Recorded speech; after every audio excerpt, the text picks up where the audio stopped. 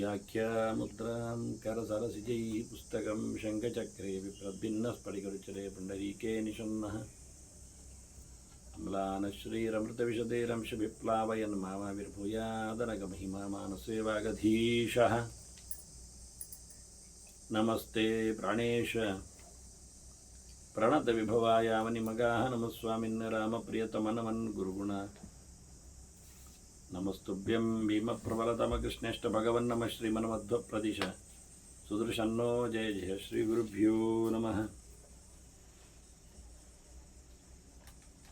नारायणं सुरगुरुं जगदेकनाथं भक्तप्रियं सकललोकनमस्कृतं च त्रैगुण्यवर्जितमजं विभुमाद्यमीशं वन्दे भवग्रम् अमरासुरसिद्धवन्द्यं नारायणं नमस्कृत्य नरं चैव नरोत्तमं देवीं सरस्वतीं व्यासं ततो जयमुदीरये ವೇದವ್ಯಾಸರ ಮಹಾಭಾರತದ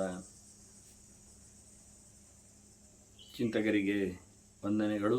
ಅನುಶಾಸನ ಪರ್ವದ 49ನೆಯ ಪ್ರವಚನ. ಇದೀಗ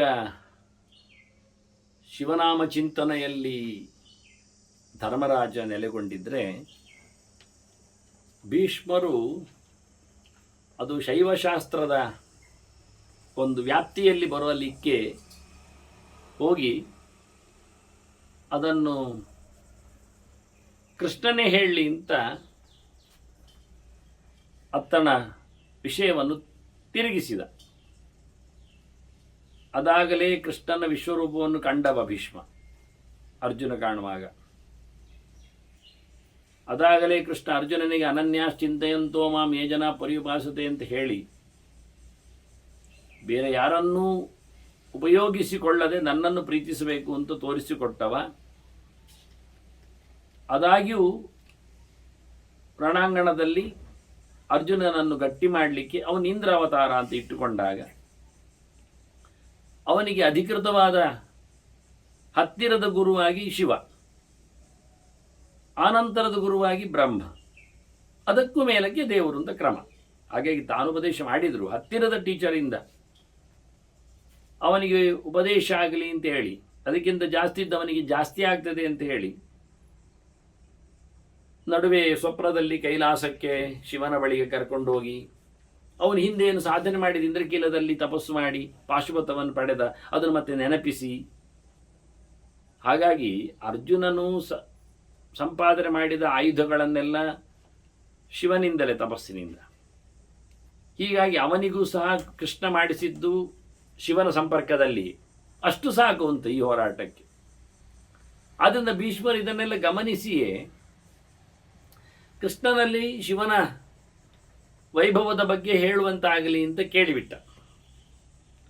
ಕೃಷ್ಣನು ತಾನು ಸಂಪಾದನೆ ಮಾಡಲು ಹೋಗಿ ಬಂದ ಕೈಲಾಸ ಯಾತ್ರೆ ಹಿನ್ನೆಲೆಯಲ್ಲಿ ಉಪಮನ್ಯುವನ್ನು ಎದುರು ಮಾಡಿಬಿಟ್ಟ. ಈಗ ನಮಗೆ ಕೇಳುತ್ತಾ ಇರೋದು ಉಪಮನ್ಯು ಹೇಳುವಂತೆ. ಆ ಉಪಮನ್ಯು ಅಮ್ಮನ ಮಾತು ಕೇಳಿ, ವ್ಯಾಘ್ರಪಾದನ ಹೆಂಡತಿ ಅವನಮ್ಮ ಮಾತು ಕೇಳಿ ಶಿವನ ಭಕ್ತನಾಗಿ ಅವ ತಪಸ್ಸು ಮಾಡಿದ. ಹಾಗೆ ಉಪಮನ್ಯು ಹೇಳುವಂತೆ ಇರುವ ಈ ಸಂಗತಿಗಳೆಲ್ಲ ಶಿವನ ಶಾಸ್ತ್ರದಲ್ಲಿರತಕ್ಕ, ಶೈವಶಾಸ್ತ್ರದಲ್ಲಿರತಕ್ಕ ಹೈಲೈಟ್ಸ್ಗಳು. ಹೆಚ್ಚಾನುಕೂಲಮೇತಸ್ಯ ಅಂತ ಹೇಳಿಕೊಳ್ಳುವುದರಿಂದ ಎಷ್ಟರ ಮಟ್ಟಿಗೆ ಅದು ವಿರೋಧಕ್ಕೆ ಆಸ್ಪದ ಬರುವುದಿಲ್ಲ, ಅಷ್ಟರ ಮಟ್ಟಿಗೆ ಅದನ್ನೆಲ್ಲ ಅಭ್ಯಸಿಸಬಹುದು ಅಂತ ಇರುವುದರಿಂದ. ಹಿಂದೆಯೂ ನಾನು ನೋಡಿದೆವು, ಶಿವನ ಅನೇಕ ಮಾತುಗಳು ಬಂದಾಗ ಅವನು ವಾಯುವಿನಿಂದಾಗಿ ವಿಷಪಾನ ಮಾಡುವಲ್ಲಿ ಸಮರ್ಥನಾದ ಬಗ್ಗೆ ಅಂತ ಒಂದು ಮಾತು ಬಂದಿತ್ತು. ಅದು ಪ್ರಚಾರದಲ್ಲಿ ಇಲ್ಲ, ಆದರೆ ಭಾರತದ ಮಾತಿನಲ್ಲಿ ಇದೆ. ಅದು ಎಡೆಯಲ್ಲಿ ಒಂದು ಕಡೆಯಲ್ಲಿ. ಆದರೆ ಹೊರಗಿನಿಂದ ನೋಡಿದಾಗ ನಂಜುಂಡ ಸ್ವಾಮಿ ಅಂತ ಹೇಳಿಕೊಂಡು ಅಮೃತ ಮಥನದಲ್ಲಿ ವಿಷಹಾರನಾಗಿ ವಿಷಪ್ರಾಶನ ಮಾಡಿದವನಾಗಿ ಅವನೇ ಹೈಲೈಟ್ ಆಗಿದ್ದಾನೆ. ಹಾಗಾಗಿ ಮೇಲುನೋಟದಲ್ಲಿ ಹೇಳುವಾಗ ಓವರಾಲ್ ತಿಳಿಸಿದಾಗ ಎಲ್ಲ ಬರುವಂತೆ ಇವತ್ತು ಸಹ ಶೈವಶಾಸ್ತ್ರದ ಚಿಂತನೆಗಳನ್ನು ಉಪಮನ್ಯು ಅದಕ್ಕೆ ಅನುಗುಣವಾಗಿ ಅವನು ಹೇಳುತ್ತಾ ಇದ್ದಾನೆ. ಅವನ ತಪಸ್ಸಿಗೆ ಮೆಚ್ಚಿದ ರುದ್ರ, ಆದರೆ ಮೆಚ್ಚುಗೆಯನ್ನು ತೋರಿಸಲಿಕ್ಕೆ ಬಂದವ ರುದ್ರ ಇಂದ್ರನಾಗಿ, ಇಂದ್ರನ ವೇಷದಲ್ಲಿ ಬಂದಿದ್ದಾನೆ. ಉಪಮನ್ಯುವಿಗೆ ರುದ್ರನೇ ಇಂದ್ರನಾಗಿ ಬಂದಿದ್ದಾನೆ ಅಂತ ಗೊತ್ತಿಲ್ಲ. ಆಗ ಹೀಗೆ ಹೇಳುವಾಗ ಗೊತ್ತಿದೆ ಅವನಿಗೆ, ಅದು ಹಳೆದ ಘಟನೆ. ಆದ್ರಿಂದ ಆಗ ಉಪಮನ್ಯು ಇಂದ್ರನಲ್ಲಿ ಹೇಳುತ್ತಾನೆ, ನಿನ್ನಿಂದ ನನಗೇನು ವರ ಬೇಡ, ನನಗೆ ಶಿವ ಕೊಟ್ಟರೆ ಸಾಕು ಅಂತಾನೆ. ಆಗ ಇಂದ್ರ, ಯಾಕೆ ಹಾಗೆ, ನಿನಗೆ ಶಿವನೇ ಮುಖ್ಯ ಅನಿಸ್ತಾನೆ, ಕಾರಣ ಹೇಳು ಅಂತ ಕೇಳಿದ್ದ. ಕೇಳಿದವನು ಯಾರು? ಶಿವನೇ, ಅವನ ಪರೀಕ್ಷೆ ಮಾಡಲಿಕ್ಕೆ. ಆದ್ರೆ ಇಂದ್ರ ವೇಷದಲ್ಲಿದ್ದಾನವ, ಗಮ್ಮತ್ತಾಗಿ ಎಲ್ಲ ಬಂದಿದ್ದಾನೆ. ಶಿವನ ವೇಷ ಹೇಗಿರ್ತದೆ ನಮಗೆ ಗೊತ್ತುಂಟು, ಒಳ್ಳೆ ಬೈರಾಗಿ ಥರ ಇರ್ತಾನೆ. ಇಂದ್ರ ಹೇಗಿದ್ದಾನೆ ನಮಗೆ ಗೊತ್ತುಂಟು, ಒಳ್ಳೆ ಶ್ರೀಮಂತನಾಗಿ ಇರ್ತಾನೆ. ಹಾಗೆ ಇಂದ್ರ ವೇಷದಲ್ಲೆಲ್ಲ ಬಂದಿದ್ದಾನೆ, ಕಿರೀಟ ಹಾಕ್ಕೊಂಡು. ನೋಡಿ, ಇದನ್ನು ನೋಡಬೇಕಾದ್ದು ಇಂದ್ರನ ವೇಷದಲ್ಲಿ ಶಿವನ ವೈಭವ. ಇದು ಈಗ ಮಾತ್ರ ಅಲ್ಲ, ಅವನು ಇನ್ನೊಂದು ಸರ್ತಿ ಹಾಕಿದ್ದಾನೆ ವೇಷ, ಅನೇಕ ಸರ್ತಿ ಹಾಕಿದ್ದಾನೆ. ಇನ್ನೊಂದು ಸರ್ತಿ ಪಬ್ಲಿಕ್ನಲ್ಲಿ ಕಾಣುವ ಹಾಗೆ ಹಾಕಿದ್ದಾನೆ. ಯಾವಾಗ? ಮದುವೆಗೆ ಬಂದಾಗ. ಎಷ್ಟೋ ಜನ ಮದುವೆಗೆ ಬಂದಾಗ ಅವನನ್ನು ತಮಾಷೆ ಮಾಡುವುದುಂಟು, ಅಥವಾ ಮದುಮಗಳಿಗೆ ತಮಾಷೆ ಮಾಡುವುದುಂಟು. ಎಂಥದ ನೀನು ಬಹಳ ಚಂದವಾಗಿದ್ದಿ, ಅವನೆಂತ ಇದ್ದಾನೆ, ಮದುಮಗ ಹೇಗಿದ್ದಾನೆ ಅಂತ. ಮದುಮಗ ವೇಷದಲ್ಲಿ ಶಿವ ಬಂದಾಗ ನಾರಾಯಣ ಹೇಳಿರ್ತಾನೆ, ಚಂದ ವೇಷ ಹಾಕೊಂಡು ಹೋಗುವಂತ. ಒಳ್ಳೆ ವೇಷ ಹಾಕಿ ಬಂದಿದ್ದಾನ. ದುರುಸ್ತುಗಳೇನು, ಆಭರಣಗಳೇನು, ಕಿರೀಟಗಳೇನು, ಆಹಾ, ಅಂದ ಚಂದದ ವೇಷದಲ್ಲಿ ಶಿವ ಬಂದಿದ್ದಾನೆ. ಆದರೆ ಬಹಳ ಯಾರಿಗಾದರೂ ಕನ್ಫ್ಯೂಸ್ ಆಗಬೇಕು, ಮದುಮಗಳಿಗೆ ಆಶ್ಚರ್ಯ ಆಗಬೇಕು. ಇದು ಯಾರು, ಇವು ನನ್ನ ಗಂಡಲ್ಲ, ಇದು ಬೇರೆ, ನನಗೆ ಬೇಕು ಅವನೇ, ಅದು ಶಿವ ಅಂತ ಹೇಳಿಕೊಂಡು ಕೂಗುವಷ್ಟರ ಮಟ್ಟಿಗೆ ಬಂದಿರಬಹುದು. ಅಷ್ಟು ಚಂದವಾಗಿ ಬಂದಿದ್ದಾನವನು. ಇರಲಿ. ಈಗ ಉಪಮನ್ಯು ಶಿವನನ್ನೆಲೆ, ವಾಸ್ತವವಾಗಿ ಅವನಿಗೆ ಗೊತ್ತಿಲ್ಲ, ಇಂದ್ರನ್ನ ಅಂತ ತಿಳ್ಕೊಂಡು ಹೇಳ್ತಾನೆ, ಇಂದ್ರ ನೀನು ಬೇಡ ನನಗೆ. ಅವ ಕೇಳುತ್ತಾನೆ, ಯಾಕೆ ಶಿವ ಬೇಕು? ಅನೇಕ ವಾಕ್ಯಗಳನ್ನು ಹೇಳುತ್ತಾನೆ. ಇದೆಲ್ಲ ಶಿವನ ವೈಭವಗಳನ್ನು ಹೇಳತಕ್ಕ ಮಾತುಗಳು.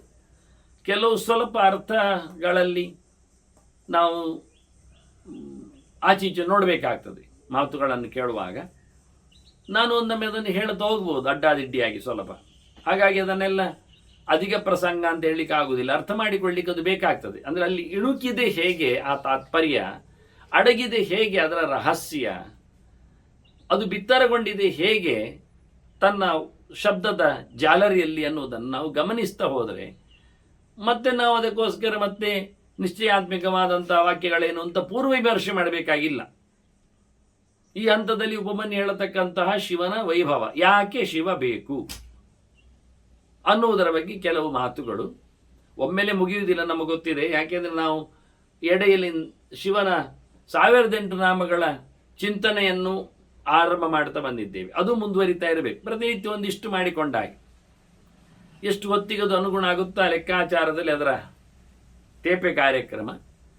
ಈಗ ಮೊದಲಿಗೆ ಪೀಠಿಕೆಯ ಅನುಸಂಧಾನದಲ್ಲಿ ಉಪಮನ್ಯುವಿನಿಂದ ಶಿವನ ವೈಭವದ ಮಾತುಗಳು. ವೇಷ ಹಾಕಿದ ಇಂದ್ರನಿಗೆ ಅರ್ಥೈಸಲು ಭೂತಭಾವನ ಭಾವಜ್ಞಂ ಸರ್ವಭೂತಾಭಿಭಾವನಂ ಸರ್ವಗಂ ಸರ್ವದಂ ದೇವಂ ಪೂಜೆಯಾಮಿ ಪುರಂದರ. ನಾನೇನಿದ್ರು ಅವನಲ್ಲಿ ವರ ಕೇಳುತ್ತೇನೆ ಅಂತ ಹೇಳಿದ ಶಿವನ ಅನೇಕ ಮುಖಗಳನ್ನು ಪರಿಚಯಿಸಿದ ಉಪಮನ್ಯು ಹೇಳುತ್ತಾನೆ, ನಾನು ಪೂಜೆ ಮಾಡುವುದು ಎಲ್ಲೆಡೆ ತುಂಬಿದ ಎಲ್ಲವನ್ನು ನೀಡುವ ಶಿವನನ್ನು. ಈ ಶಬ್ದಗಳೆಲ್ಲ ಎಷ್ಟು ಸಂಕೋಚ ವಿಕಾಸಕ್ಕೆ ತೆರಳುತ್ತವೆ ನಿಮಗೆ ಗೊತ್ತಾಯಿತು. ಸರ್ವಗಮ್ ಅಂದಾಗ ಎಲ್ಲ ಕಡೆ ಇರುವವ ಅಂತ. ಎಲ್ಲ ಕಡೆ ಇರುವವ ಶಿವ, ಸರಿ ಆಯ್ತಪ್ಪ. ಶಿವನಾಗಿ ಎಲ್ಲ ಕಡೆ ಇರುವುದು ಗಾಳಿ ಅಲ್ಲವ? ಹೌದಲ್ಲ ಮತ್ತೆ. ಹಾಗೆ ಸರ್ವದ ಅಂದ, ಎಲ್ಲವನ್ನು ಕೊಡ್ತಾನೆ. ಎಲ್ಲವನ್ನು ಕೊಡ್ತಾನೆ ಎನ್ನುವುದು ಉಳಿದವರಿಗೆ ಅನ್ವಯ ಆಗುವುದಿಲ್ವಾ? ಶಿವನೇ ಹೇಳ್ತಾನೆ, ನಾನು ಎಲ್ಲ ಕೊಡುವುದಿಲ್ಲ ಅಂತ. ಮೋಕ್ಷ ಎಲ್ಲ ಕೊಡುವುದು ನಾರಾಯಣ ಇದ್ದಾನೆ, ನಾನು ತಿನ್ನಲಿಕ್ಕೆಲ್ಲ ಏನಾದರೂ ಕೊಡಬೇಕಾದ್ರೆ ಕೊಟ್ಟು ಬಿಡ್ತೇನೆ ಅಂತ.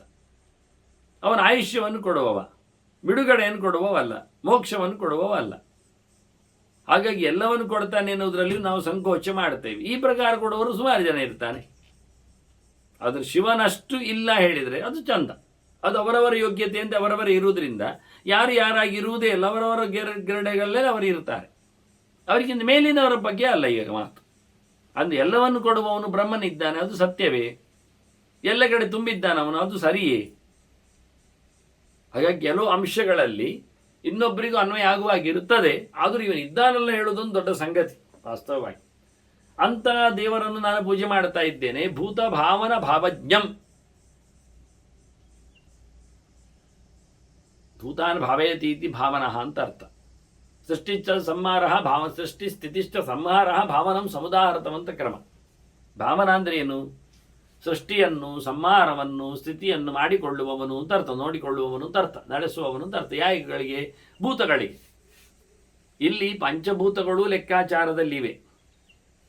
ಮತ್ತೆ ಎಲ್ಲ ಪ್ರಾಣಿ ಜಂತುಗಳು, ಮನುಷ್ಯರು, ಜೀವರನ್ನು ಇಟ್ಟುಕೊಳ್ಳಿಕ್ಕೆ ಬರ್ತದೆ. ಪಂಚಭೂತಗಳ ಸೃಷ್ಟಿಯಲ್ಲಿ ಅದರ ಮೇಳನವನ್ನು, ಅದರ ಅಭಿಪ್ರಾಯವನ್ನು, ಅದರ ಲೆಕ್ಕಾಚಾರವನ್ನು, ಅದರ ಪ್ರಪೋರ್ಷನೇಟ್ ಸಂಗತಿಯನ್ನು ತಿಳಿದವನು ಎನ್ನುವುದು ಸೃಷ್ಟಿಕರ್ತನಲ್ಲಿರತಕ್ಕ ಔಚಿತ್ಯ. ಎಷ್ಟು ನೀರು ಹಾಕಿದ್ರೆ, ಅಷ್ಟು ಮಣ್ಣು ಹಾಕಿದ್ರೆ ಕಲಸಿದಾಗ ಪಾಟ್ ಮಾಡಬಹುದು ಅಂತ ಕುಂಬಾನಿಗೆ ಗೊತ್ತಿಲ್ವಾ? ನಾವು ಒಂದು ಮಣ್ಣು ಹೆಚ್ಚು ಮಾಡ್ತೇವೆ, ಒಂದು ನೀರು ಹೆಚ್ಚು ಹಾಕ್ತೇವೆ, ಒಂದು ಹದ ಮಾಡುವುದನ್ನು ಹೆಚ್ಚು ಕಡಿಮೆ ಮಾಡ್ತೇವೆ. ಹಾಗಲ್ಲದೆ ಅದರ ಅರಿವು ಇಲ್ಲದೆ ಮಾಡಲಿಕ್ಕೆ ಆಗುವುದಿಲ್ಲ ಅಂತ ಭೂತಭಾವನ ಭಾವಜ್ಞಂ ಸರ್ವಭೂತಾಭಿಭಾವನಂ. ಇಷ್ಟಾಗಿ ಸೃಷ್ಟಿ ಮಾಡಿದ ಪ್ರಪಂಚವನ್ನು ಮೀರಿದ್ದಾನಿವ. ಪಂಚಭೂತಗಳಿಂದ ಮೇಲಿದ್ದಾನೆ, ಅವುಗಳನ್ನು ದುಡಿಸಿಕೊಳ್ಳುತ್ತಾನೆ, ಅವುಗಳ ಅಭಿಮಾನಿಗಳು ಇವನ ದಾಸನಾಗಿ ಇರ್ತಾರೆ. ಇದು ಕ್ರಮ.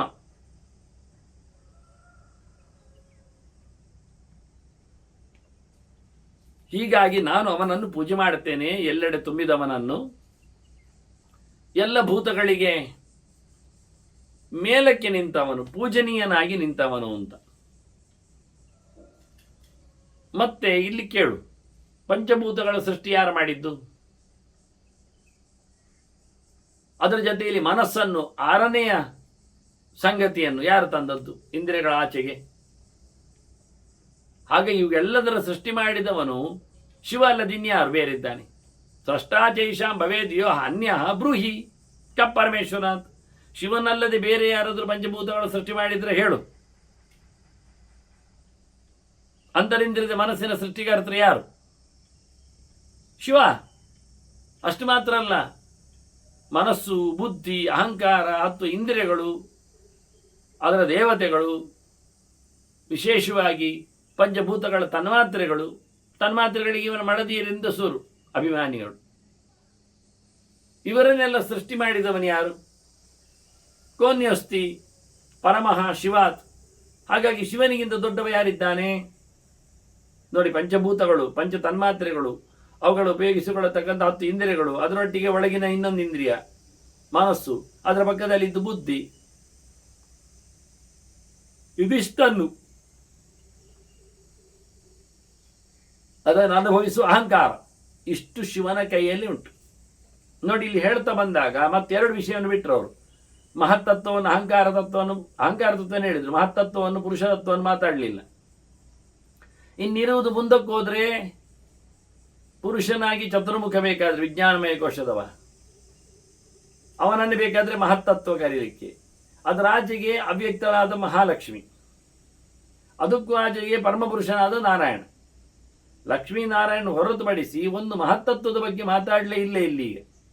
ಅಹಂಕಾರ ತತ್ವದ ಬಗ್ಗೆ ಮಾತ್ರ ಹೇಳಿದ್ರೇನಾಯ್ತು? ಚತುರ್ಮುಖ ಬ್ರಹ್ಮ ಶಿವನಿಗಿಂತ ಮಿಗಿಲಿದ್ದಾನೆ. ಅದನ್ನು ಹೀಗೆ ಜಂಪ್ ಮಾಡಿಕೊಂಡು ತೋರಿಸ್ತಾ ಹೋಗ್ತಾರ. ಅದನ್ನ ಬೇಕೆಂದಲೇ ಈ ಪಾರಮ್ಯದ ಗೆರೆಗಳಲ್ಲಿ ಆಚೀಚೆ ಚಿಂತನೆಯನ್ನು ನಡೆಸುವಂಥದ್ದು. ಅದನ್ನು ಇನ್ನು ಕೇಳ್ತಾನೆ. ಸ್ರಷ್ಟಾರಂ ಭುವನಸ್ಯೇಹ ವದಂತೀಹ ಪಿತಾಮಹಂ. ಈಗ ನೀನು ಹೇಳಿದ್ದು ಸರಿ, ಸೃಷ್ಟಿ ಮಾಡಿದ್ದೆಲ್ಲ ಶಿವ ಅಂತ ಹೇಳ್ತಿ. ಅಲ್ಲ, ಸೃಷ್ಟಿ ಮಾಡಿದ್ದೆಲ್ಲ ಸೃಷ್ಟಿಕರ್ತೃ ಎನ್ನುವ ಚತುರ್ಮುಖ ಎನ್ನುವುದು ವಾಡಿಕೆ ಅಲ್ವಾ, ಚಾಲ್ತಿ ಅಲ್ವಾ? ಸಂಹಾರ ಮಾಡೋದು ಶಿವ ಅಂತ ಅರ್ಥ ಅಲ್ವಾ? ಈಗ ಇವನೇ ಅದನ್ನೆಲ್ಲ ಮಾಡ್ತಾನೆ ಹೇಳಿಬಿಟ್ರೆ ಅದಕ್ಕೆ ಉಳಿದವರದ್ದು ಅಂತ ಇಟ್ಕೊಳ್ಬೇಕಲ್ವಾ?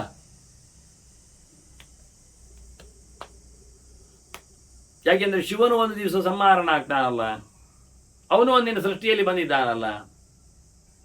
ಅದರಿಂದ ಕೃಷ್ಣನಿಗೆ, ನಾರಾಯಣನಿಗೆ ಕೇಶವ ಅಂತ ಯಾಕೆ ಹೆಸರು? ಕಾನನ್ನು ಮತ್ತು ಈಶನನ್ನು ಸೃಷ್ಟಿ ಮತ್ತು ಸಂಹಾರದ ಕ್ರಿಯೆಯಲ್ಲಿ ತೊಡಗಿಸಿದವನು ಅಂತ ಅರ್ಥ. ಕಾ ಅಂದ್ರೆ ಚತುರ್ಮುಖ, ಈಶ ಅಂದ್ರೆ ಶಿವ. ಹಿರಣ್ಯಗರ್ಭಕ್ಕೆ ಪ್ರೋಕ್ತ ಈಶ ಶಂಕರೇ ವಚ ಸೃಷ್ಟಿ ಆದಿನ ವರ್ತಯತಿ ತೌ. ಅವರಿಬ್ಬರಿಗೆ ಕೆಲಸ ಕೊಟ್ಟವ.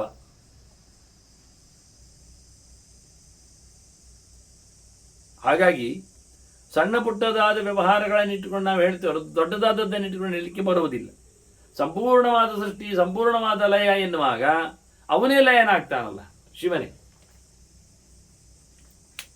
ಬ್ರಹ್ಮನು ಶಿವನಲ್ಲಿ ಅಲ್ಲಲ್ಲ ಲಯ ಆಗುವುದು. ಅದನ್ನು ಹೇಳುವ ವಿಷಯದಲ್ಲಿ ಹೇಗೆ ಅಲ್ಲಿ ಮಹತ್ತತ್ವ ಮತ್ತೆ ಮುಖ್ಯವಾಗಿ ಅವ್ಯಕ್ತವನ್ನು ನಿಗೂಢವಾಗಿಟ್ಟರು, ಇಲ್ಲಿಯೂ ಅದೇ ರೀತಿಯಾಗಿ ಸೃಷ್ಟಾರಂ ಭುವನಸ್ಯ ವದಂತಿಯ ಪಿತಾಮಹಂ ಅಂತ ಹೇಳ್ತಾ ಲೋಕದ ಸೃಷ್ಟಿಕರ್ತನಾಗಿ ಚತುರ್ಮುಖನನ್ನು ಹೇಳ್ತಾರೆ ಅಂತ ಹೇಳಿದ್ರು. ಅವನಿಗೂ ದೊಡ್ಡತನ ಬಂದದ್ದು ಹೇಗೆ ಗೊತ್ತುಂಟ ಅಂತ ಬೇರೆ ರೀತಿಯಲ್ಲಿ ಮಾತಾಡ್ತಾನೆ. ಪ್ರಶ್ನೆ ಕೇಳಿದ್ದೀನೀಗ, ಸೃಷ್ಟಿಯಲ್ಲಿ ಶಿವ ಇದ್ದಾನೆ ಹೇಳಿದ ನಂತರ ಸೃಷ್ಟಿಯಲ್ಲಿ ಚತುರ್ಮುಖ ಇಲ್ವಾ? ವಾಡಿಕೆ ಇರುವುದು ಸೃಷ್ಟಿ ಚತುರ್ಮುಖನಿಗಲ್ವಾ? ಸಂಹಾರಕ್ಕೆ ಶಿವ ಅಲ್ವಾ ಕೇಳಿದರೆ ಅದಕ್ಕೆ ಇವರು ಬಾಯಿ ತಪ್ಪಿಸ್ತಾರೆ, ವಿಷಯ ಹೇಳ್ತಾರೆ. ಹಾಗಲ್ಲ, ಆರಾಧ್ಯ ಸಾತು ದೇವೇಶಂ ಅಷ್ಟುತೆ ಮಹತಿ ಮಿಶ್ರಿಯ. ಚತುರ್ಮುಖನು ಆ ಪ್ರಕಾರದಲ್ಲಿ ಬೆಳಿಬೇಕಾದ್ರೆ ಅದು ಶಿವನದ್ದೇ ಅನುಗ್ರಹ ಅಂತ ಹೇಳಿಬಿಟ್ರು.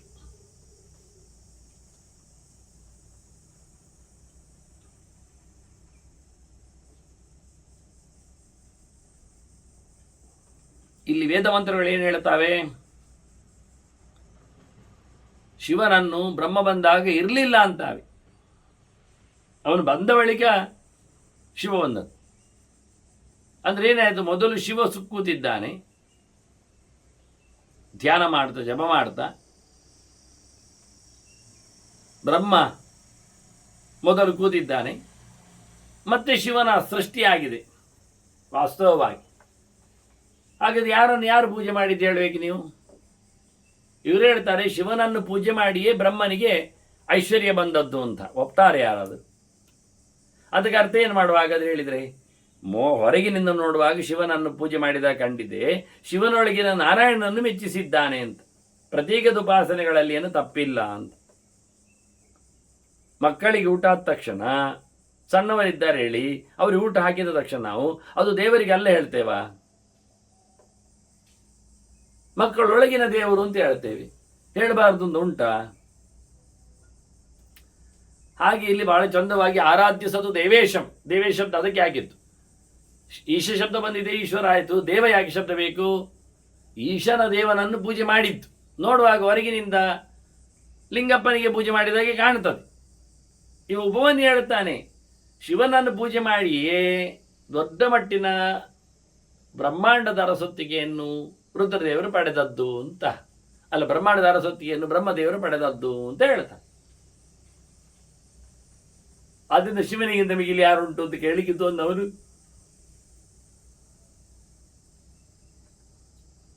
ಕಾರಣ ಹೇಳೋದು. ಇದು ಎಷ್ಟರ ಮಟ್ಟಿಗೆ ಸತ್ಯ ಗೊತ್ತಿಲ್ಲ. ಇದು ಯಾಕೆ ಹೊರಗಿನಿಂದ ಕಾಣುವ ಹಾಗೆ ಕಾಣುತ್ತದೆ ಅಷ್ಟೇ. ಇದು ದರ್ಶನ ಭಾಷೆ ಅಂತ ಹೆಸರು.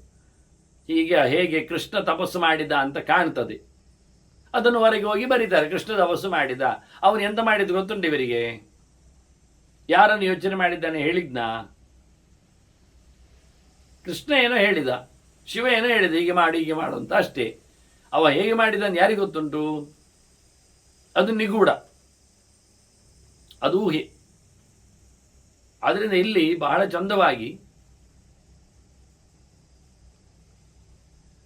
ಬ್ರಹ್ಮದೇವ ದೇವೇಶ್ವರನನ್ನು ಪೂಜೆ ಮಾಡಿದ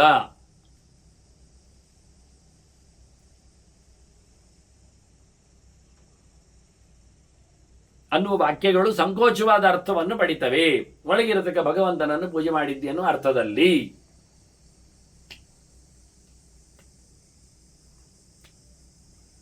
ಮತ್ತು ಹೇಳ್ತಾನೆ ಉಪಮನ್ಯು, ಭಗವತ್ಯುತ್ತಮೈಶ್ವರ್ಯಂ ಬ್ರಹ್ಮ ವಿಷ್ಣು ಪುರೋಗಮಂ ವಿದ್ಯತೆ ವೈ. ಈಗ ಶಿವನಲ್ಲಿ ಬೇಕಾದಷ್ಟು ಐಶ್ವರ್ಯಗಳೆಲ್ಲ ಉಂಟು, ಕಂಡಾಬಟ್ಟೆ ಶ್ರೀಮಂತ. ಬ್ರಹ್ಮನಿಗಿಂತ ಮಿಗಿಲಿಲ್ವವ?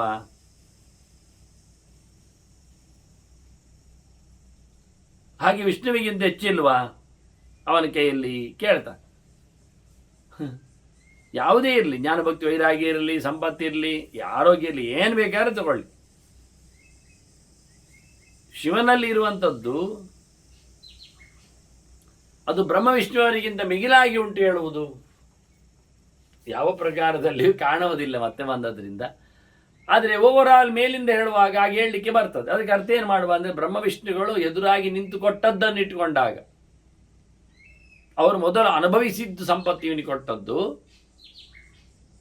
ಹಾಗಾಗಿ ಇವನಿಗಿಂತ ಮಿಗಿಲಾದವರು ಯಾರಿದ್ದಾರೆ? ಕೋನ್ಯ ಶಕ್ನೋತಿ ದೇವೇಶ ದಿತೇ ಸಂಪಾದಿತ ಸುತಾನ್.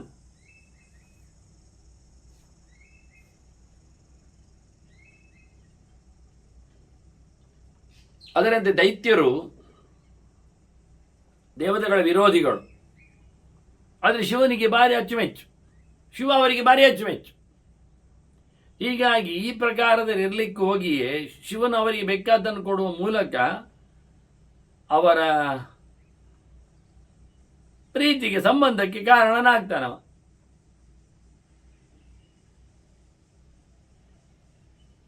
ಅದಕ್ಕೆ ಬೇಕಾದ್ದನ್ನು ಶಿವ ಉಳಿಸಿಕೊಂಡಿದ್ದಾನೆ. ದೈತ್ಯರು ಅದನ್ನು ದೈತ್ಯರ ಗಡನವನ್ನು ಸಂಪಾದನೆ ಮಾಡುವಲ್ಲಿ ಶಿವನಿಗಿಂತ ಮಿಗಿಲಾದವರು ಯಾರಿದ್ದಾರೆ? ಯಾವ ದೇವತೆಗಳ ಅಡಿಯಾಳುಗಳಾಗಿ ದೈತ್ಯರೆಲ್ಲ ಸೇರಿಬಿಡ್ತಾರೆ? ಇಲ್ಲ. ಅದನ್ನ ದೇವತೆಗಳೆಲ್ಲ ಬದುಕಿರುವಂಥದ್ದು ಶಿವ ತನ್ನ ಗಡನವಾದ ಅಸುರರನ್ನು ಕಂಪ್ರೆಸ್ ಮಾಡಿದ್ದರಿಂದ.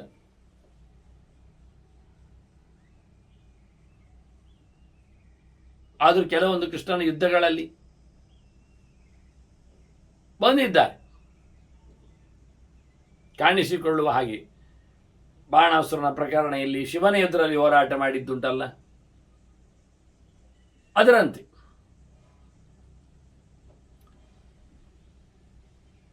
ಹೀಗೆ ದೈತ್ಯರ ಗಡನವನ್ನು ತನ್ನ ಪ್ರತೀಕಗಳನ್ನಾಗಿಸಿಕೊಂಡು ಸುರರನ್ನು ಗೆಲ್ಲುವಂತೆ ಬದುಕುವಂತೆ ಮಾಡಿದ್ದಾನೆ.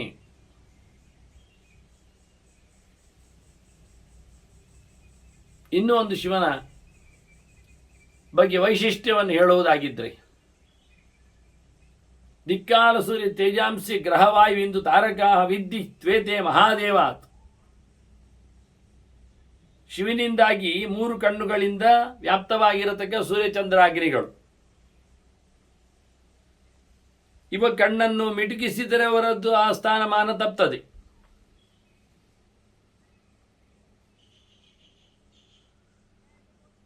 ಹೀಗೆ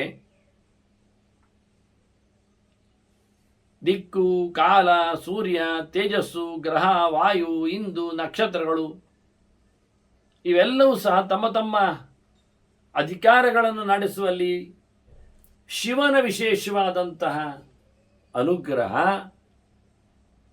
ನಿಯಂತ್ರಣ ಇವೆಲ್ಲ ಇದೆ ಅಂತಾರೆ. ಇದಕ್ಕೆ ಸಂಬಂಧಪಟ್ಟ ಅದರದ್ದೇ ಆಗಿರತಕ್ಕಂಥ ದೇವತೆಗಳಿದ್ದಾರೆ, ಅವರನ್ನೆಲ್ಲ ನೋಡಿಕೊಳ್ಳುವವನು ಶಿವನಿದ್ದಾನೆ. ನಿಜವಾಗಿ ಶಿವನಿಗಿಂತ ಕೆಳಗಿರುವವರು ಯಾರು? ನಾನು ಶಿವರಾತ್ರಿಯ ಬಗ್ಗೆ ಬಂದಿರತಕ್ಕ 2-3 PPTಗಳಲ್ಲಿ ಕೊಟ್ಟಿದ್ದೇನೆ. ಮಾರ್ಚ್ ತಿಂಗಳದ್ದಾಗಲಿ,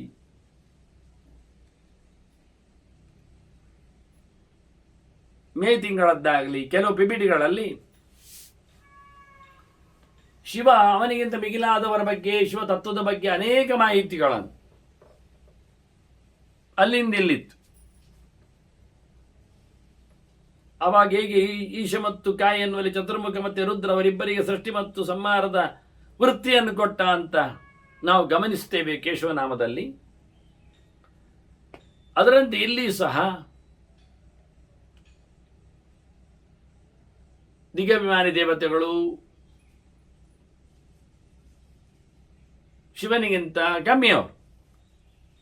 ಯಮವರ್ಣಾದಿಗಳನ್ನೇ ಇಟ್ಟುಕೊಳ್ಳಿ, ಇಂದ್ರಾದಿಗಳನ್ನು ಸೇರಿಕೊಂಡಾಗಿ ಕಾಲಕ್ಕೆ ಸಂಬಂಧಪಟ್ಟಂತೆ ಮೃತ್ಯುವಾದಿಗಳನ್ನು ಹೇಳಲಿಕ್ಕೆ ಬರ್ತದೆ.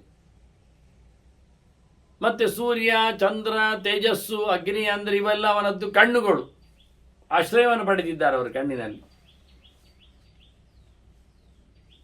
ಉಳಿದ ಗ್ರಹಗಳು ಹೆಚ್ಚಿನವುಗಳು ಸೂರ್ಯನಿಂದ ಅಲ್ಲ, ಚಂದ್ರನ ಇವನಿಂದ ಶಿವನಿಂದ ಹುಟ್ಟಿದ್ದಾರೆ. ಕುಜನ ಅಂತೆ, ಶುಕ್ರನ ಅಂತೆ ಅಲ್ಲ. ಹಾಗೆ ಭೌತವಾದ ವಾಯು, ಇಂದ್ರರು ಇವರೆಲ್ಲರೂ ಮುಖ್ಯವಾಗಿ ಶಿವನಿಂದಾಗಿ ಇದ್ದಾರೆ. ಅಥ ಉತ್ಪತ್ತಿ ವಿನಾಶೇವ ಯಜ್ಞಸ್ಯ ತ್ರಿಪುರಸ್ಯ ಚ. ಸಾವಿನಲ್ಲಿಯೂ ಕೊನೆಯಲ್ಲಿಯೂ ಸಂಹಾರದಲ್ಲಿಯೂ ದಕ್ಷಯಜ್ಞ ಸಂಹಾರ ಆಯಿತು, ತ್ರಿಪುರ ಸಂಹಾರ ಆಯಿತು. ಇಲ್ಲೆಲ್ಲ ಸಂಹಾರದವರೆಗೆ ಶಿವ ಯಾವ ಪ್ರಕಾರದಲ್ಲಿ ಮೆರೆದಿದ್ದಾನೆ ನೋಡಿ. ಅಲ್ಲಿ ತ್ರಿಪುರ ಸಂಹಾರದಲ್ಲಿ ಆಗುವಾಗ ಅವನ ರಥ ಕುಸಿದಿರುತ್ತದೆ. ಎತ್ತಲಿಕ್ಕೆ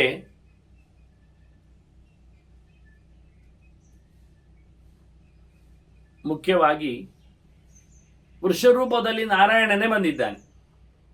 ಇದು ಬೇರೆ ಪುರಾಣಗಳ ಚಿಂತನೆಯನ್ನು ಕೊಡ್ತಾರೆ. ಮತ್ತದರ ಮೇಲೆ ನಿಂತವನು ಹೋರಾಟ ಮಾಡುವ ಕಥೆಗಳು. ಅದರಂತೆ ಅಂಧಕಾಸುರನದ್ದಾಗಲಿ, ಬಾಣಾಸುರ ಆಗಲಿ, ರಾವಣ ಆಗಲಿ, ಎಲ್ಲ ಕಡೆಯಲ್ಲಿಯೂ ಅವನ ಹೊರದಿಂದ ಕೊಬ್ಬಿದವರೇ ಬಿದ್ದಾಗ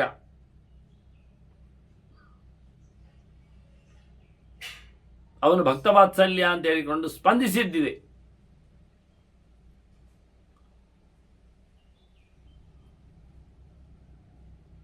ಇದು ವಿಶೇಷವಾಗಿರತ್ತು. ಅಂದ್ರೆ ಅವರಿಗೆ ಮೇಲೆ ನೋಡಿದವರಿಗೆ ಏನು ಅನಿಸ್ತದೆ, ಅವನು ಒಳ್ಳೆಯವನ ಅಂತ ಕಾಣ್ತಾನೆ. ರಾವಣ ಬಿದ್ದ ಕೂಡಲೇ ಬಂದ ಶಿವ, ತನ್ನ ಭಕ್ತನ ಸಂಹಾರ ಆಗಿದೆ ಅಂತ ಹೇಳಿಕೊಂಡು. ಮತ್ತೆ ಚತುರ್ಮುಖ ಹೇಳಿದ ಅದು ಯಾರು ನೋಡು ಸೈ ಅಂತ. ಮತ್ತೆ ಅರ್ಥ ಮಾಡಿ ಕುಮ್ಮನೆ ಕೂತ. ಅವನು ಮಾಡಿದ ಅನ್ಯಾಯ ಗೊತ್ತಲ್ಲ ನಿನಗೆ, ಇವಾಗ ಕೇಳಿಕೆ ಏನಿಟ್ಟಿದ್ದಾನಲ್ಲ, ಮೇಲ್ನೋಟದಲ್ಲಿ ಹೇಳುವುದಾದ್ರು. ಅದರಂತೆ ಅನೇಕ ದಕ್ಷಯಜ್ಞ ಸಂಹಾರದಲ್ಲಿಯೂ ಹಾಗೆ ಇದರಿಂದ ಆಹುತಿಯನ್ನು ಕಳ್ಕೊಂಡವಲ್ಲ. ಅಷ್ಟೇ ಅಲ್ಲದೆ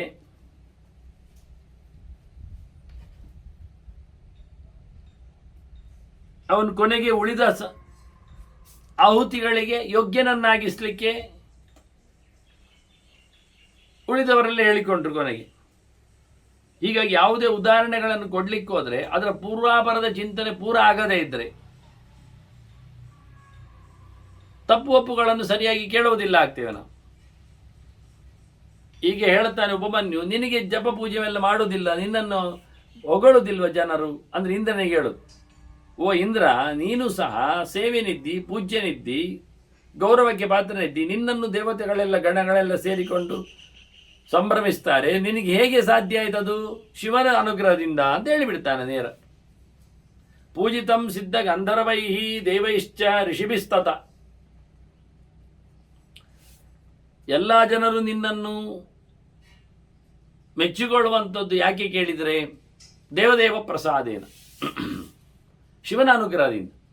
ತತ್ಸರ್ವಂ ಕುಶಿಗೋತ್ತಮ. ಈ ಎಲ್ಲ ನಡೆಯುವ ಕಥೆಗಳು ಆಗಿದೆ ಅಂತಾನೆ. ಅದರಂತೆ ಅವ್ಯಕ್ತ ಮುಕ್ತ ಕೇಶಾಯ ಸರ್ವಗಸ್ಯದಮಾತ್ಮಕ.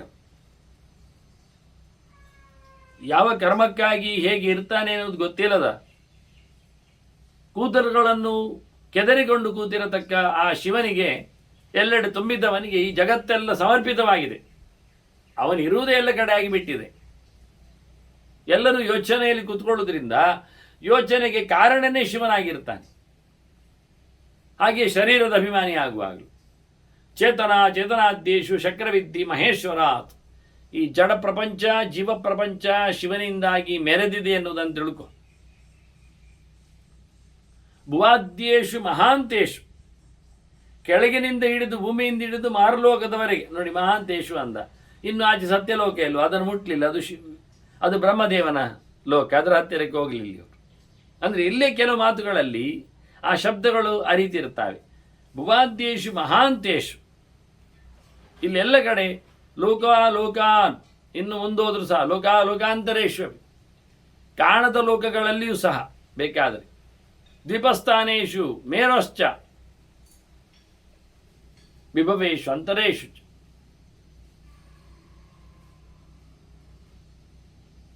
ಮೇರುವಿನ ವೈಭವದ ತಾಣಗಳಲ್ಲಿಯೂ, ಅದು ಇನ್ನು ಎಲ್ಲ ಕಡೆಯಲ್ಲಿಯೂ ಸಹ, ದ್ವೀಪದ ಸ್ಥಾನಗಳಲ್ಲಿಯೂ ಸಹ ಭಗವನ್ ದೇವ ಮದಂತೆ ತತ್ವದರ್ಶಿನ. ಎಲ್ಲಿ ನೋಡಿದರಲ್ಲಿ ದೇವರು ಯಾರು ಕೇಳಿದರೆ ಶಿವನು ದೇವರು ಅಂತೇಳಿ ತಿಳಿದವರು ಹೇಳ್ತಾರೆ. ಎಲ್ಲ ಕಡೆ ಪಾಪ್ಯುಲರ್ ಅವನೇ ತುಂಬಿದ್ದಾನೆ, ಎಲ್ಲರೂ ಅವನ ಆರಾಧನೆ ಮಾಡ್ತಾರೆ. ನಗಚ್ಚಂದಿ ಶರಣಂ. ಮತ್ತೆ ನೇಳಲಿಕ್ಕೆ ಹೋದರೆ ಮರ್ದಿತಾಶ್ಚ ಅಸುರೈಹಿ ಸುರಾಹ. ನೀವು ದೇವತೆಗಳು ಅಸುರರಿಂದ ಪೆಟ್ಟು ತಿಂದಾಗ ಹೋಗಿ ಸೇರುವುದೆಲ್ಲಿ? ದಮ್ಮಯ್ಯ ಹಾಕುವುದೆಲ್ಲಿ? ಶಿವನಲ್ಲಿ ಅಲ್ವ? ಹೌದು, ಅವನನ್ನು ಕರ್ಕೊಂಡು ಹೋಗುವುದೆಲ್ಲಿ? ಬ್ರಹ್ಮ ನಾರಾಯಣನಲ್ಲಿ ಅಲ್ವ? ಅದು ಮುಂದುವರಿಸಿದ್ದಿಲ್ಲ ಇಲ್ಲಿ ನೋಡಿ. ಹೆಚ್ಚಿನದೆಲ್ಲ ಇಲ್ಲಿಯೇ ಮುಗಿದು ಹೋಗ್ತದೆ, ಆಗ್ತದೆ ಸಮಸ್ಯೆ. ಹಾಗಾಗಿ ಮುಖ್ಯವಾಗಿ ಕಾಲಿನ ರಕ್ಷಣೆಯನ್ನು ಕೊಡುವವನು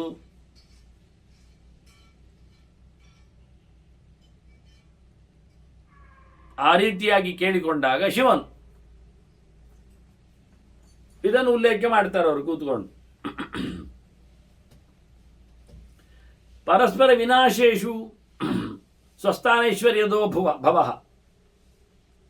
ಈ ಸುರಾಸುರರ ಸಂಗ್ರಾಮದಲ್ಲಿ ಎಲ್ಲ ಜಾಗ ಖಾಲಿ ಮಾಡಿಕೊಂಡ್ರೆ, ತಪ್ಪಿಸಿಕೊಂಡ್ರೆ ಮತ್ತೆ ಪುನಃ ಜಾಗ ಕೊಡುವವನು ಯಾರು? ದೇವತೆಗಳಿಗೆಲ್ಲ ಶಿವನೇ. ನೋಡಿ, ಸುರಾಸುರ ಸಂಗ್ರಾಮದಲ್ಲಿ ಇಂದ್ರನ ಜೊತೆಯಲ್ಲಿ ಈಶಾನನು ರುದ್ರನು ಈಶಾನ್ಯದ ಒಡೆಯನು ಅವನು ಯುದ್ಧಕ್ಕೆ ಬರ್ತಾನೆ. ಅದೇ ಬಾಣಾಸುರ ಪ್ರಕರಣದಲ್ಲಿ ಬಂದ, ಅದು ಅವನೇ ರಕ್ಷಣೆಯಲ್ಲಿದ್ದಾನಲ್ಲ ಬಿಡಿ. ಪಾರಿಜಾತಾಪರಣದಲ್ಲಿ ಬಂದಿದ್ದಾನೆ. ಹಾಗೆ ಯಾರು ಸೋತದ್ದು? ಯಾರು? ಇಂದ್ರನೇ, ಅವನ ಪಡೆಗಳೇ. ಮತ್ತೆ ಬಲರಾಮನು ಬಂದಿದ್ದ ಅಲ್ಲಿಗೆ. ಮತ್ತೆ ಕೃಷ್ಣ ಸೀದೆ ಎದ್ದು ಬಂದ.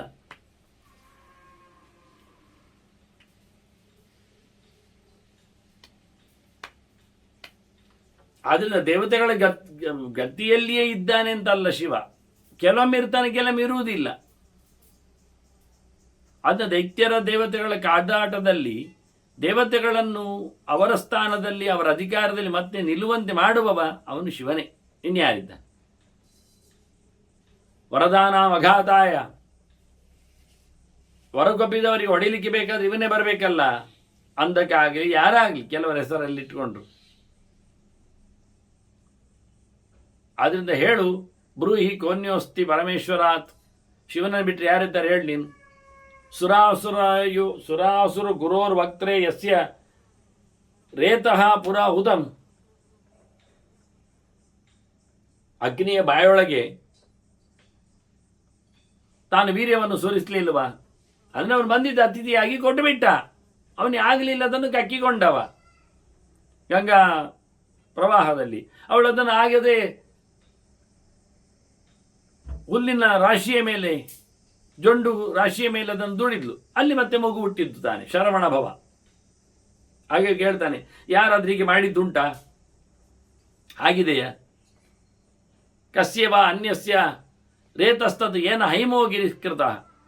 ಬೇರೆ ಯಾರದ್ದಾದರೂ ಧಾತು ವಿಸರ್ಜಿತವಾದದ್ದು ಅದು ಬೆಳ್ಳೆ ಬಿಟ್ಟ ಎಲ್ಲ ಆಗಿದೆ. ಶಿವನದ್ದಾಗಿದೆ ನೋಡಿ. ಇದನ್ನು ಹೆಗ್ಗಳಿ ಕೇಳುವ ಕ್ರಮಗಳು ಕಥೆಯಲ್ಲಿ ಆಗತಕ್ಕಂಥ.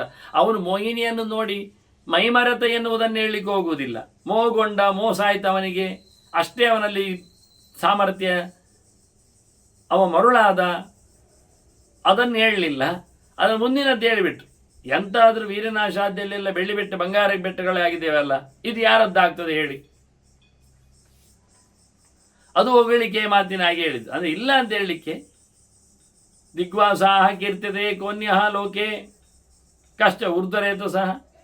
ಬಟ್ಟೆ ಇಲ್ಲದವನಾಗಿ ಬತ್ತಲೇ ಆಗಿ ತಿರುಗಾಡುವವನು ಅಂತ ಹೇಳಿಕೊಂಡು, ಅದು ವಾರಾಣಸಿಯಲ್ಲಿ ಎಲ್ಲದರಲ್ಲಿ ಅದು ಅವನದ್ದು ಮಾತು ಹಾಗೆ ಆಗಿ ಹೋಗಿದೆ. ಅದು ಯಾರು ಮತ್ತೆ? ಬೇರೆ ಯಾರಿದ್ದಾರೆ ಹಾಗೆ? ಕಸಿಜಾರದ್ಧೇ ಚಿತಾಕಾಂತ, ಅರ್ಧ ದೇಹದಲ್ಲಿ ಕೂತವಳು ಹೆಂಡತಿಯ ಇದು ಎಂಥದು ಗೌರಿಶಂಕರ. ಇದು ಎಲ್ಲಿಯಾದರೂ ಬೇರೆ ಉಂಟ? ಯಾರಾದರೂ ಉಂಟ?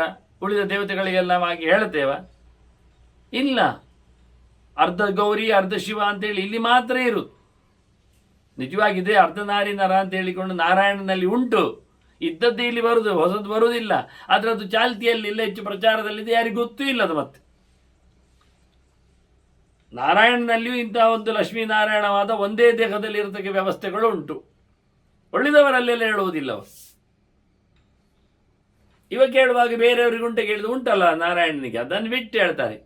ಅದನ್ನು ಕೇಳಿಸ್ಲಿಕ್ಕೆ ಬರುವುದಿಲ್ಲ. ಬ್ರಹ್ಮನಾರಾಯಣರನ್ನು ಬಿಟ್ಟು ಉಳಿದವರ ಬಗ್ಗೆ ಶಿವನ ವೈಭವ ಹೇಳುವ ಕ್ರಮ ಅದು ಸರಿ. ಶಿವನಿಗಿಂತ ಕೆಳಗೆ ಸಮಾನರಾಗಿ ಇಟ್ಟುಕೊಂಡು ಬಿಟ್ಟರೆ ಉಳಿದವರೆಲ್ಲ ಇಂದ್ರಾದಿಗಳು ಕೆಳಗೆ, ಮೇಲಕ್ಕೆ ಗರುಡ ಮತ್ತು ಶೇಷ ಸಮ ಇದ್ದಾನೆ, ಮೇಲಕ್ಕೆ ಬ್ರಹ್ಮವಾಯುಗಳಷ್ಟೇ ಮನ್ಮಡದಿಯರು. ಅಂದ್ರೆ ಲೆಕ್ಕದ ಜನ ಅಷ್ಟೇ ಶಿವನಿಗಿಂತ ಮಿಗಿಲಾದವರು ಇರುವಂಥದ್ದು ಲೋಕದಲ್ಲಿ.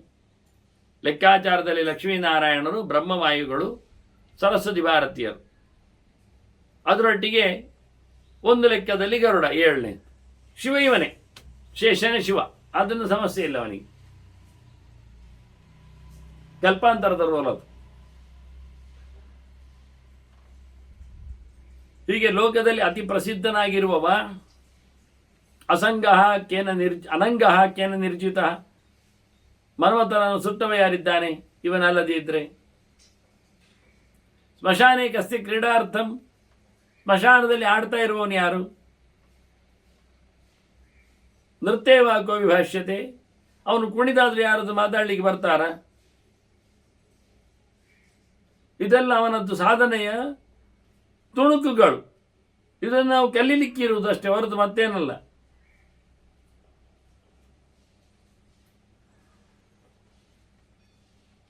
ಹಾಗೆ ಭೂತೈಹಿ ಕೋವಾ ಕ್ರೀಡತಿ, ಗಣಗಳ ಜೊತೆಯಲ್ಲಿ ಭೂತಗಣಗಳ ಜೊತೆಯಲ್ಲಿ ಉನ್ಮತ್ತನಾಗಿ ಹುಚ್ಚನಾಗಿ ಮೈಬಿಟ್ಟು ಬಟ್ಟೆ ಇಲ್ಲದೆ ನಗ್ನನಾಗಿ ಊರು ಕೇರಿ ಸಂಚಾರ ಮಾಡ್ತಾ ಮತ್ತೆ ಇದು ಯಾರಿದ್ದಾರೆ ಹೀಗೆ?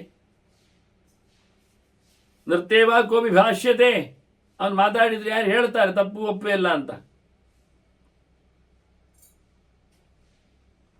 ಭೂತೈಹಿ ಕೋವಾ ಕ್ರೀಡತೆ,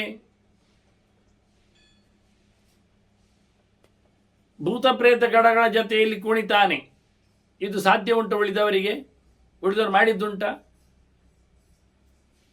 ಪ್ರಕ್ರಾಮಂ ಕ್ರೀಡತೆ ಕೋವ, ಇಷ್ಟ ಬಂದಾಗೆ ಆಡ್ತಾನೆ, ಕುಣಿತಾನೆ. ಆ ಇಷ್ಟ ಬಂದ ಎನ್ನುವ ವಿಷಯ ಉಂಟಲ್ಲ, ಅದರಲ್ಲಿ ಅವನ ದೊಡ್ಡತನ ಕಾಣುವಂಥದ್ದು ಹೇಳ್ತಾನೆ. ವರ್ಷತೆ ತಪತೆ ಕೋನ್ಯ ಜ್ವಲತೆ ತೇಜಸಾಚಕಃ, ಮಳೆ ಸುರಿಸ್ತಾನೆ, ಬಿಸಿ ಮಾಡ್ತಾನೆ, ತಂಪು ಎರಗ್ತಾನೆ. ಈ ಎಲ್ಲ ಕೆಲಸ ಯಾರದ್ದು? ಸೂರ್ಯನೊಳಗಿದ್ದುಕೊಂಡು ಚಂದ್ರನೊಳಗಿದ್ದುಕೊಂಡು ಅದನ್ನು ತನ್ನ ಪ್ರತೀಕ ಮಾಡಿಕೊಂಡು ಆಕಾಶ ವಾಯುಗಳನ್ನು ಸೆಳೆದುಕೊಂಡು ಅದಕ್ಕೆ ಅನುಗುಣವಾಗಿ ಪಂಚಭೂತಗಳಿಂದ ಇಡೀ ಜಗತ್ತಲ್ಲಿ ವ್ಯಾಪಿಸ್ತಾ ಇರ್ತಾನೆ, ತೋರಿಸ್ತಾ ಇರ್ತಾನೆ. ಇದನ್ನೇ ಮೊದಲು ಹೇಳಿದವರು ಭಾವನಾ ಅಭಿಜ್ಞಾ ಅಂತ ಹೇಳಿಕೊಂಡು. ಹೀಗೆ ಸೂರ್ಯಚಂದ್ರರ ಅಗ್ನಿಗಳ ಕೆಲಸವನ್ನು ಮಾಡುವವ. ಕಸ್ಮಾತ್ ಓಷಧಿ ಸಂಪತ್ತಿ ಕೋವಾ ಧಾರೆಯತೆ ವಸು, ಈ ಲೋಕವನ್ನು ಹೊತ್ತು ನಿಂತವ. ಗಾಮ ವಿಶ್ವಜ ಭೂತಾನಿ ಧಾರಯಾಮ್ಯ ಮೋಜಸ ಪುಷ್ಣಾಮಿ ಔಷಧಿ ಸರ್ವ ಸೋಮೋ ಭೂತ್ವ ರಸಾತ್ಮಕ ಅಂತ ಕೃಷ್ಣ ಏನು ಹೇಳಿಕೊಂಡಿದ್ದ ಅದನ್ನು ಶಿವ ಹೇಳಿಕೊಳ್ತಾನೆ ತಾನು ಅಂತ. ಉಪಮನ್ಯು ಹೇಳ್ತಾನೆ ಅವನೇ ಒಂದು ಬಿಟ್ಟರೆ ಅಂತ ಹೇಳ್ತಾನೆ. ಇದರೊಳಗೆಲ್ಲ ಸೇರಿಕೊಂಡು ಬೆಳೆಯುವಂತೆಲ್ಲ ಮಾಡುವವನು ಇವನೇ ಅಂತೇಳಿ.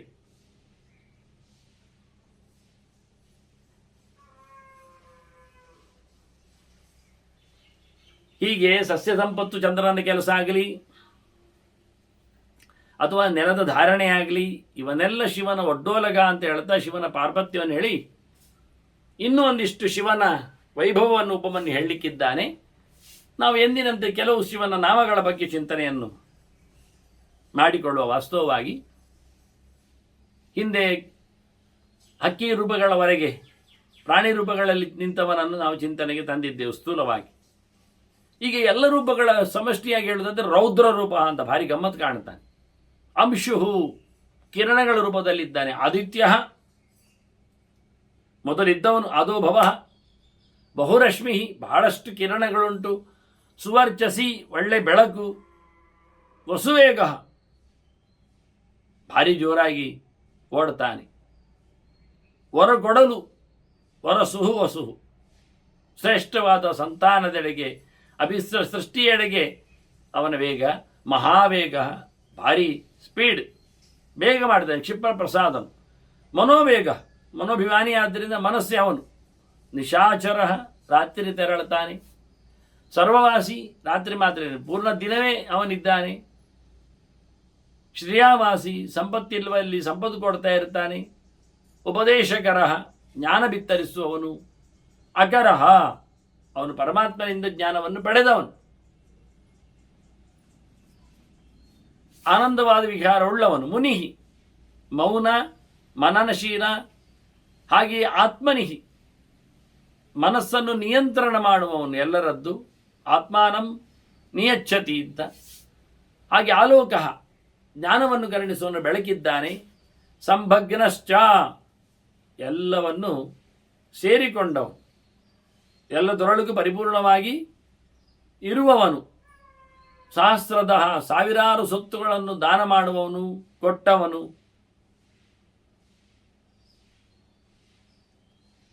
ಪಕ್ಷೀಚ ಪಕ್ಷ ರೂಪಶ್ಚ, ಹಕ್ಕಿ ಮಾತ್ರ ಅಲ್ಲ, ಹಕ್ಕಿಯ ರೆಕ್ಕೆಯೂ ಅವನೇ. ಎಂತ ಮಾಡುದು? ಹಾಗೆ ಆ ರೆಕ್ಕೆಯಲ್ಲಿ ಕೂತು ಕೆಲಸ ಮಾಡಿಸ್ತಾನೆ. ಅತಿದೀಪ್ತ, ಭಾರೀ ಪ್ರಕಾಶದವನು. ವಿಷಾಂಪತಿ, ವೈಶ್ಯರ ಒಡೆಯ, ವ್ಯಾಪಾರಿಗಳ ಅಧಿಪತಿ.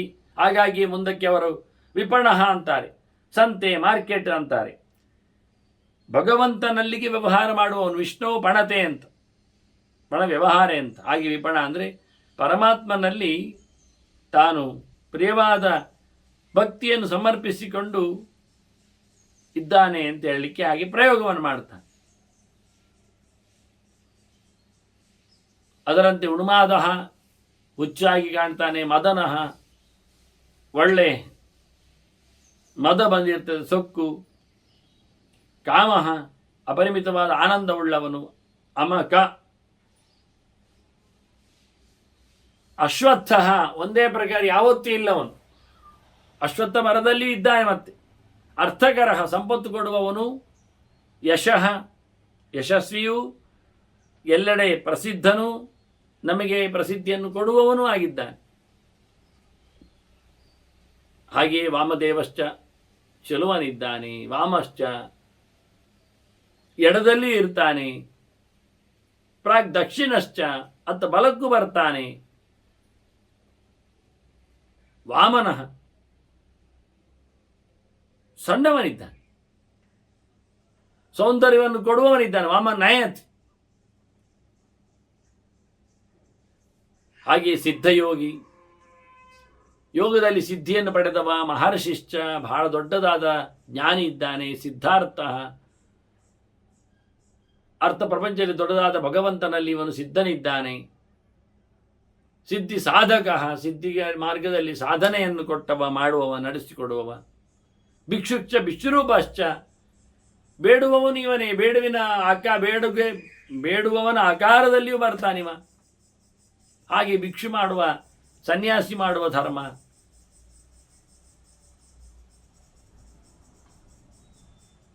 ಅದರಂತೆ ವಿಪಣಃ ಮೃದುಹು ಅವ್ಯಯ, ಬಹಳಷ್ಟು ಸಾಫ್ಟ್ ಇದ್ದಾನೆ, ಕ್ರೂರನಾಗಿಲ್ಲ, ಯಾವುದನ್ನು ಕಳ್ಕೊಳ್ಳುವುದಿಲ್ಲ. ವ್ಯಾಪಾರಿ ಮೃದುವಾಗಿದ್ದರೆ ಕಳ್ಕೊಳ್ತಾನೆ, ಲಾಸ್. ಕ್ರೂರನಾದರೆ ವ್ಯಾಪಾರವೇ ನಡೆಯುವುದಿಲ್ಲ. ಇದು ಆಗಲ್ಲ. ವಿಪಣಃ ಮೃದುಹು ಅವ್ಯಯ, ಮಹಾಸೇನಃ, ದೊಡ್ಡ ಮಟ್ಟಿನ ಸೈನ್ಯವುಳ್ಳವ.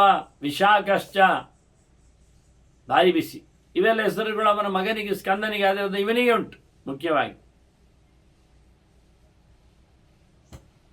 ಅದರಂತೆ ಷಷ್ಠಿ ಭಾಗ, ಸುಬ್ರಹ್ಮಣ್ಯನಾಗಿ ಆವತ್ತು ಮೆರೆಯುವವನು. ಮತ್ತೆ ಸತಾಂಪತಿ, ಸಜ್ಜನರ ಒಡೆಯನಿದ್ದಾನೆ. ವಜ್ರಹಸ್ತಶ್ಚ, ಈಗ ಇಂದ್ರನಿಗೆ ಹೇಳಿದರೆ ಇವ ಹೇಳ್ತಾನೆ, ನಿನ್ನ ಕೈಯಲ್ಲೇ ವಜ್ರ ಉಂಟಲ್ಲ ಮಾರಾಯ ಅಂತಾನೆ. ಅದನ್ನು ಕೊಟ್ಟವ ನೀನೆ ಅಂತೇಳಿ.